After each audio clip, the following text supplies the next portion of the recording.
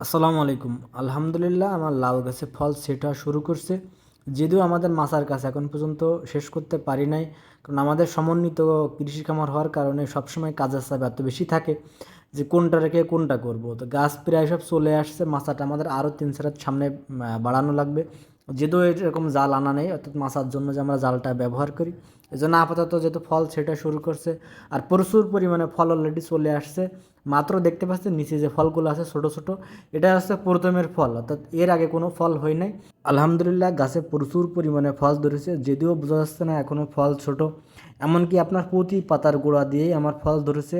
এর কারণও আছে, আমি গাছের কাটিং করেছিলাম, যার জন্য ফলগুলো বেশি হবে, আপনাদের তুলনায় অনেক বেশিই হবে ইনশাল্লাহ। যারা কাটিং করে নেন তাদের তুলনায় অবশ্যই বেশি ফল আসবে।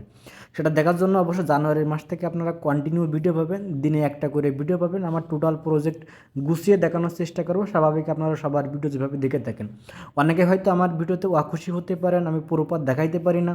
এর কারণ হচ্ছে আপনারা যখন এই ভিডিওটা দেখবেন, এর আগেও প্রায় আপনার 15 থেকে 20 দিন আগে ভিডিওটা করা ছিল। কারণ আমি যখন ছুটিতে যাই আমার প্রজেক্টে, তখনই আমি একসঙ্গে 10 থেকে 15টা ভিডিও কালেকশন করি, এরপরে ধীরে ধীরে ভিডিওগুলো ছাড়ি। এই জন্য আসলে প্রপার একটা ভিডিও আমার করা হয় না, কারণ ফোনে স্টোরেজেরও একটা ব্যাপার থেকে থাকে, বা আছে আপনার এডিট করারও একটা ঝামেলা থেকে থাকে।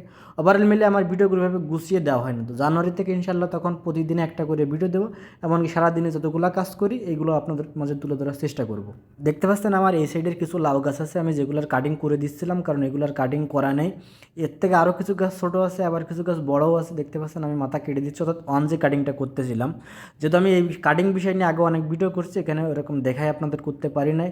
প্রতি বছরই আমার সমন্বিত প্রজেক্টে এমন সময় সবজিতে পরিপূর্ণ হয়, বাট এবছর বৃষ্টি বা বন্যা এত হয়েছে যে আমাদের সব সবজি করতে লেট হয়েছে, যার জন্য এখনও পরিপূর্ণ হয় নাই। এমনকি আমার টমেটোর ফলন আপনাদের দেখাইতে পারতেছে না।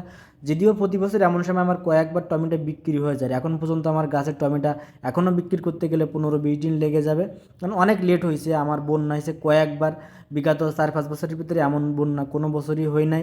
আর এখানে দেখতে পাচ্ছেন আমি কিছু পাতা কেটে দিচ্ছিলাম, অর্থাৎ কিছু পাকা পাতা, কারণ পাকাগুলো আপনার এরকম না রাখাটা বেটার, কারণ পাকা পাতা রাখলে আপনার পোকামাকড় বেশি থাকে। তো যতটুকু সম্ভব যেগুলো অপরিজনীয় পাতা এগুলো আপনারা কেটে ফেলার চেষ্টা করবেন, সেক্ষেত্রে আপনার সাদা মাছি একটু কম আক্রমণ করবে। ম্যাক্সিমাম অনেকেই প্রশ্ন করেন যে ভাই আমার লাউ নষ্ট হয়ে যাচ্ছে বা পচে যাচ্ছে, এটা মূলত সাদা মাছির কারণেই হয়ে থাকে।